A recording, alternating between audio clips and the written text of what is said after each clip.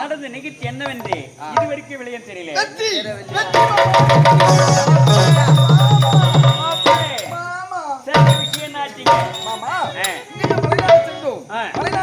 சந்தித்தோம், இருவருக்கும் போர் நடந்தது. மலைநாட்டு மன்னரை அழித்து விட்டோம். பார்த்தையா, நீண்ட நாட்களாக அவன் பகை நம்மீது கொண்டிருந்தான். உண்மைதான். இன்றோடு பகை முடிந்து விட்டது. நமக்கு பகை என்பதே கிடையாது. கிடையாது.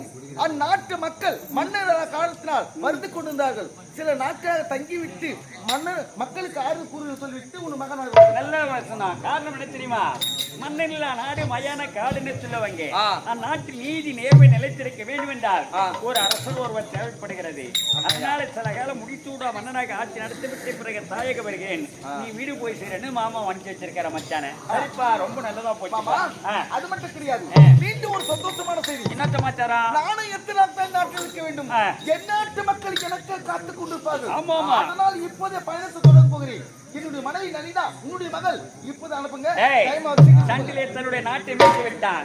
இனி அந்த நாட்டுக்கு இவன் அரசனாக போறா. என் மகளோ பட்டத்தரசியாக போகிறா. நாட்டுக்கு போகணும், மக்களை எதிர்பார்த்திருக்காங்க. அதனால மகளை கூட்டி அனுப்பி நாட்டுக்கு போறேன்னு சொல்றா. நல்ல வழி தானே, செய்ய வேண்டிய கடமை தானே. கொஞ்சம் கூப்பிடு.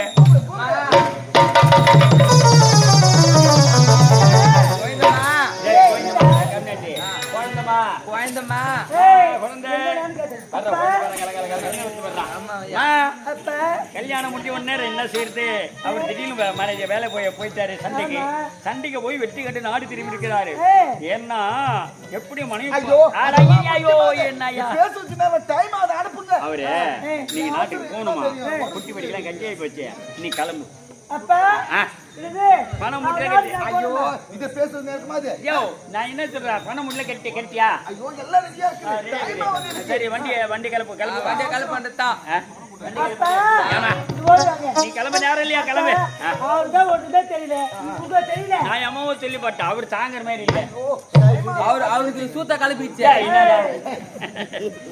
சூட்ட கிளப்பிச்சு ரொம்ப வெள்ளிக்கிழமை அப்ப பொண்ணு வீட்டு வெளியே போக கூடாது. அதனால இன்று ஒரு இரவு மட்டும் தவிட்டு நடந்து விட்டு பிறகு நாளைக்கு காலை ஏற்றி கிளம்பிடுறாங்க. தாங்காது போல அவரு தாங்க மாட்டேன் கிளம்புறான்றாரு. இல்ல, அவரு கிளம்புறாரு. சரி மாப்பிள்ள, என் மகன் என்ன சொல்றானா, இன்னைக்கு வெள்ளிக்கிழமை ஒரு நாள் தங்கி காலையில சனிக்கிழமை காலையில 6 மணிக்கெல்லாம் கிளம்பிடலாம். ஒரு வார்த்தை எடுத்து சொல்லுன்றா. என்னது நேற்று தங்கணுமா?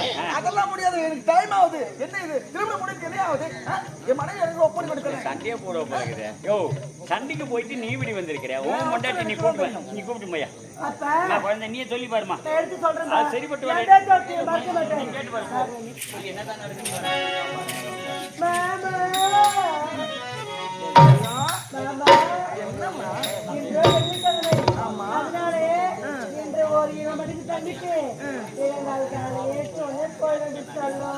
என் தங்கத்தின் தங்கம் என்றால் ஒண்ணுதான் சொல்ல வேண்டும், என் பட்டு என்றால் ஒண்ணுதான் சொல்ல வேண்டும், என் அமுல் என்றால் ஒண்ணுதான் சொல்ல வேண்டும்.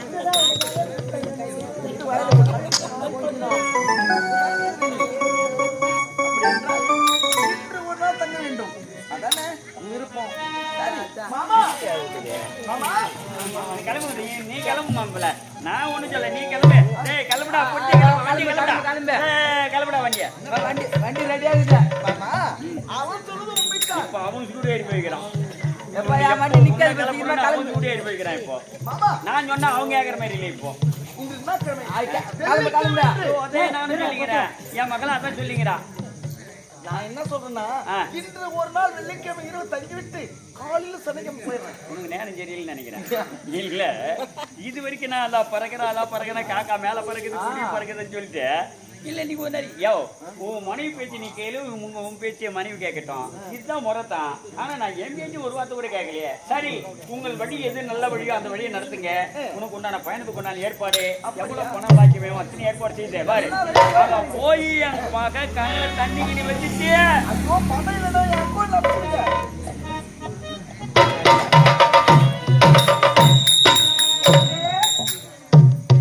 நம்ம கிளம்பலாம பாரு. டேய், நீ எங்க வந்தங்க? இப்ப கிளம்பி வந்துட்டவா எங்க வா? அம்மா கூட்டு போலாம் நம்ம நாட்டுக்கு போலாம். டேய், நாங்க கிளம்பும்போது கிளம்புவோம். நீ கிளம்பு இந்த இடத்த விட்டு. என்ன ஆச்சா? எங்களுக்கு வேலை இருக்குடா. நானும் கூட இந்த வேலை செய்யறேன். ஏய், ஏண்டா, இந்த வேலை 3 பேர் கல்வி செட்டாதே. ஏய், நானே கடவுள் மட்டும் 2 பேர் மட்டும் சேர்ந்து செய்யணும். எங்களுக்குள்ள 1000 இருக்கும். அதுல ஒண்ணு சொல்லு. என்ன அது அவனுக்கு? 1000த்துல ஒண்ணு குத்துரு எனக்கு. என்ன தூக்கு? ஆயிரத்தி ஒண்ணு குத்துட்டு, ஒரு வெங்காயம் ஒரு பேச்சு, போடா, மூடிடு. அம்மா நீ வெங்காயம் வச்சு நான் தோல் உரிக்கிறேன் வந்து. டேய், ஏய், அது ஆணியே புடுங்க வேணாம். போடா, உள்ள. உனக்கு இன்று முதல் உனக்கு வேலையே கிடையாது. லீவ் உனக்கு. போ. லீவா? ஆமா.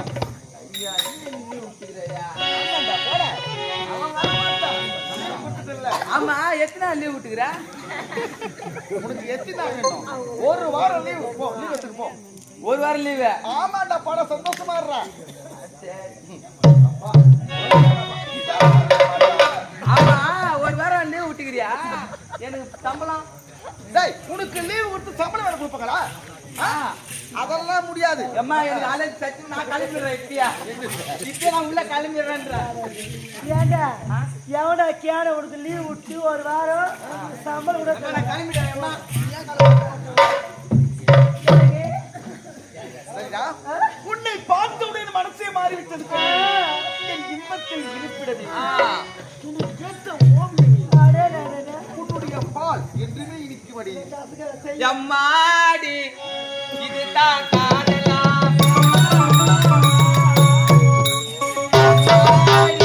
இதுதான் காதலா?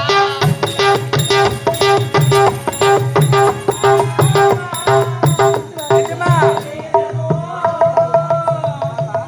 குத்துங்க குத்துங்க நல்லா குத்துங்க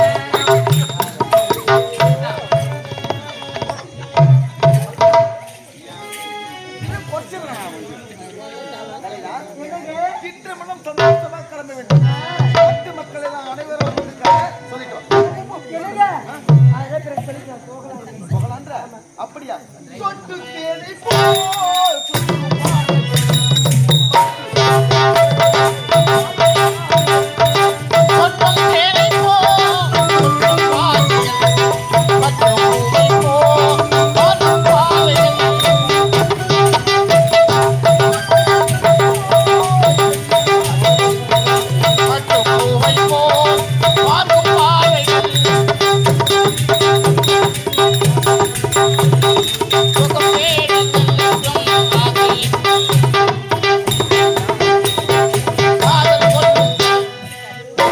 Thank you.